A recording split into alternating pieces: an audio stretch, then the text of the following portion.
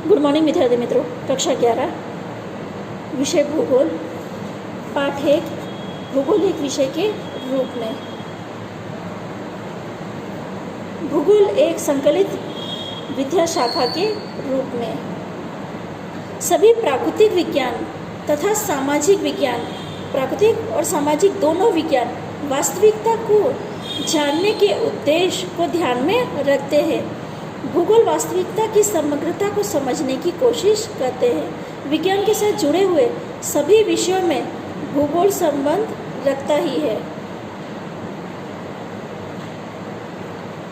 प्राकृतिक विज्ञान में गणित, खगोल विज्ञान, भूस्तरीय विज्ञान, समुद्र शास्त्र, जमीन विज्ञान, भौतिक विज्ञान, वनस्पति विज्ञान, जीव विज्ञान आदि विज्ञानों के साथ भूगोल का बहुत ही घनिष्ठ संबंध है।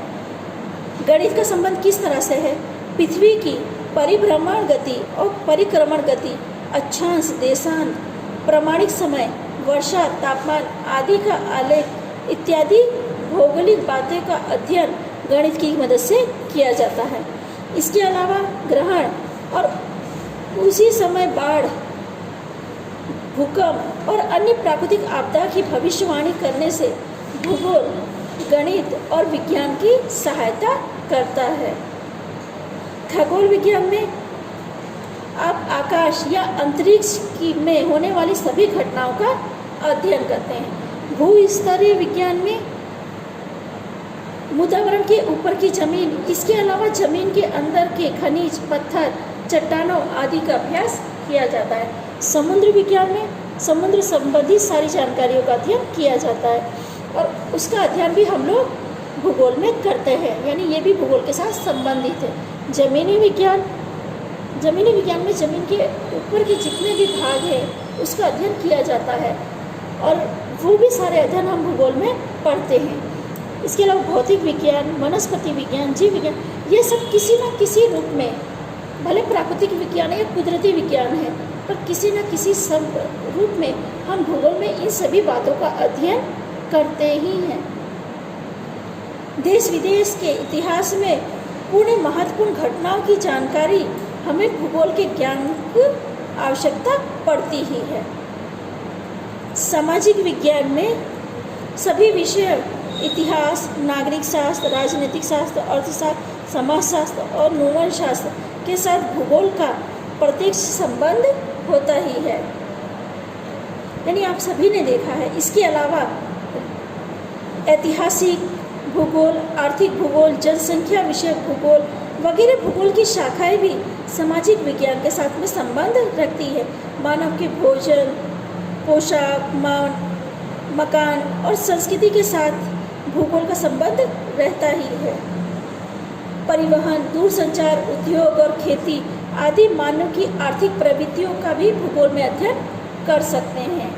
इस प्रकार भूगोल अर्थशास्त्र के साथ भी घनिष्ठ संबंध रखता है।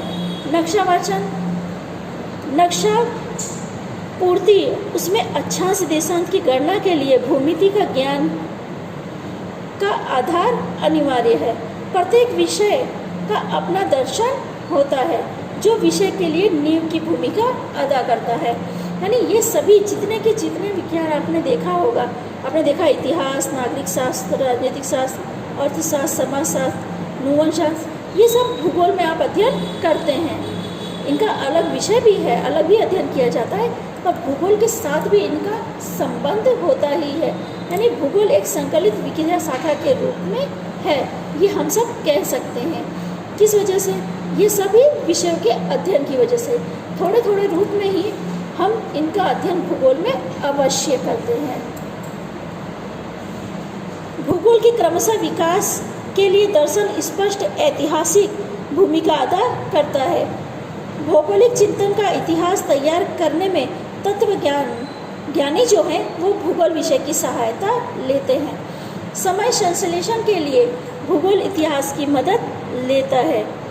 राज्य की व्यवस्था, राज्य की वस्तु, जनसंख्या, भिन्न भिन्न संगठन इत्यादि के विश्लेषण के लिए भी भूगोल में राजनीतिक भूगोल या राजनीतिक विज्ञान के पास से आधार प्राप्त होता है।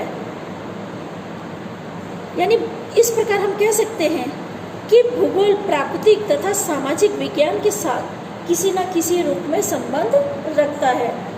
भूगोल में भूपृष्ठ के अध्ययन के दो अभिगम है, यानी दो रूप से आप भूगोल का अध्ययन कर सकते हैं। पहला है क्रमबद्ध या पद्धतिसर अध्ययन का अभिगम, यानी उसे क्रमबद्ध भी कह सकते हैं और पद्धतिसर भी कह सकते हैं। और दूसरा है क्षेत्रीय अभिगम। यह जो क्रमबद्ध या पद्धतिसर अध्ययन के अभिगम है, यह अभिगम सामान्य भूगोल का है।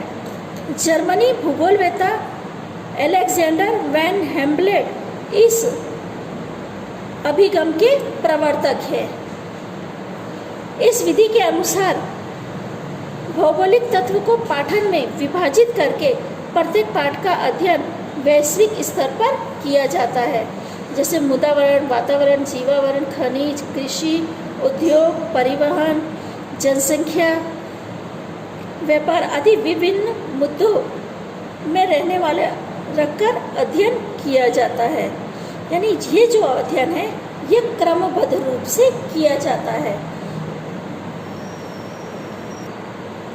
यानी इसमें क्या है, अगर आपने जनसंख्या ली तो जनसंख्या ने पूरे विश्व की उसमें जनसंख्या रहेगी, पर उसका क्या छोटे छोटे भागों में बांटकर अध्ययन किया जा सकता है। यह आप लोगों की बुक में उदाहरण दिया है प्राकृतिक वनस्पति, तो वनस्पति हर क्षेत्र की ली जाएगी, पर उसके क्या छोटे छोटे रूप में करके अध्ययन किया जाएगा। यानी क्रमबद्ध अध्ययन में समग्र रूप से उसके अंश का अध्ययन किया जाता है। समग्र रूप से नहीं, पूरे हर वनस्पति को उसमें लिया जाए, पर उसे छोटे छोटे भागों में अध्ययन किया जाएगा। और क्षेत्रीय अभिगम, प्रादेशिक अभिगम का विकास जर्मनी भूगोलवेत्ता कार्ल लीडर ने किया है। पृथ्वी की अलग अलग इकाइयों में बांट करके एक निश्चित प्रदेश या क्षेत्र के संदर्भ में उनके तमाम भौगोलिक बातों का अध्ययन किया जाता है। यानी इसमें क्या है कि इसके अंदर एक निश्चित क्षेत्र लेके उस क्षेत्र की हर बात का अध्ययन उसमें किया जाता है। जैसे दक्षिण अमेरिका में अमेज़न की घाटी प्रदेश है, अफ्रीका में कांगो नदी की घाटी प्रदेश, मलेशिया, इंडोनेशिया, फिलीपाइन के द्वीप समूह इत्यादि में एक प्राकृतिक प्रदेश से में जुड़े हुए हैं, जिसे विषुववृत्त जंगल के प्रदेश के रूप में अध्ययन करते हैं। यानी ये विषुववृत्त का जंगल जब उन्होंने लिया तो उसके आसपास के जितने भी जंगल हैं, जैसे दिया ना दक्षिण अमेरिका की अमेज़न घाटी, अफ्रीका के कांगो नदी की घाटी, मलेशिया, इंडोनेशिया, फिलीपीनिया के द्वीप समूह, ये सारे की सारी घाटियाँ उसमें आ जाती हैं। यानी सारे के सारे देश उस अध्ययन में आ जाते हैं। और उसमें अध्ययन का एक चीज़ का होता है, यानी यह इस प्रदेश की जलवायु, वनस्पति, खनिज, प्राणीजीव इत्यादि का अध्ययन किया जाता है। इस प्रादेशिक अभिगम कहते हैं। यानी इसके अंदर हम जो क्रमबद्ध पद्धति से अभिगम देखा, उसके अंदर क्या है, किसी निश्चित क्षेत्र के छोटे से लेके छोटे से छोटे अंश की इकाई का अध्ययन होता है। यानी छोटे से बड़े का अध्ययन किया जाता है। पर इसमें एक निश्चित क्षेत्र लेने के बाद उसमें जो कुछ भी आता है सब बातों का अध्ययन किया जाता है, चाहे खनिज हो, जलवायु हो, वनस्पति हो, जो भी चीज़ आती है हर चीज़ का अध्ययन किया जाता है। यानी आप कह सकते हैं कि क्रमबद्ध में क्रम से अध्ययन किया जाता है, कि छोटे से छोटे भाग का अध्ययन किया जाता है, और क्षेत्र में जितनी सब जानकारी है उन सभी बातों का अध्ययन किया जाता है। ठीक है विद्यार्थी मित्रों, बाकी की चर्चा अगले वीडियो में करेंगे।